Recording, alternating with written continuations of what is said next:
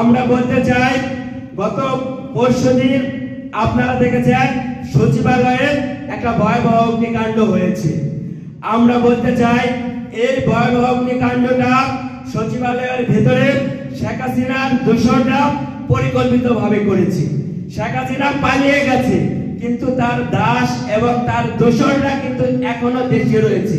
তারা এখনো কিন্তু দেশে বসে দেশকে একটা নৈরাজ্যের দিকে ঠেলে দেওয়ার চেষ্টা করছে। আমরা কিন্তু দেখেছি, আমরা যখন ফ্যাসিস্ট হাসিনার বিরুদ্ধে রাজপথে আন্দোলন সংগ্রাম করেছি, তখন শেখ হাসিনা প্রশাসন বাহিনী বলেন তারা কিন্তু আমাদের বিরুদ্ধে আমাদেরকে নির্যাতন করেছে।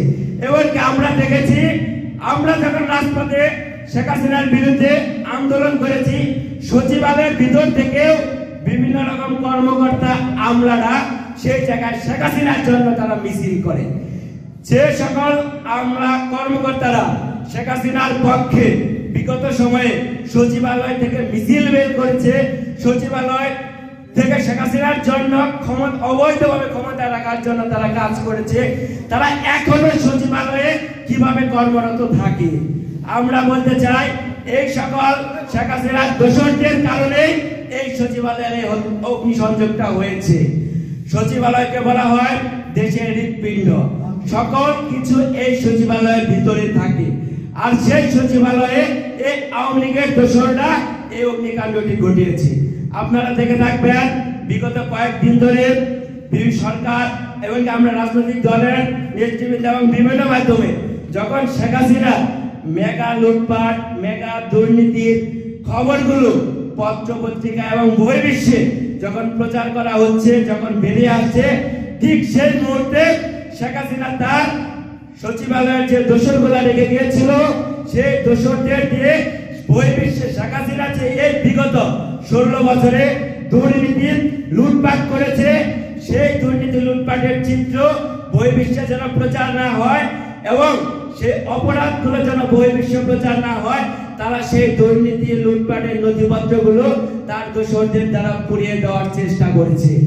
আমরা বলতে চাই শেখ হাসিনা তার দোসরদেরকে এই সচিবালয়ে দুর্নীতির নথিপত্র পুড়িয়ে অপরাধ থেকে রেহাই পাবে না।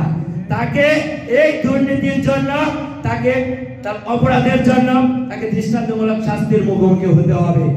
আমরা বলতে চাই শেখ হাসিনা সরকার বিগত 16 বছরে এদেশের ছাত্র শ্রমিক জনতা যারা যৌক্তিক আন্দোলনে রাজপথে ছিল, তাদের উপর যেরকম ভাবে জুলুম নির্যাতন করেছে, এখনো পর্যন্ত বিভিন্ন জায়গায় বিভিন্ন আন্দোলনে গিয়ে তারা দেশকে নৈরাজ্যের দিকে ঠেলে দেওয়ার চেষ্টা করছে।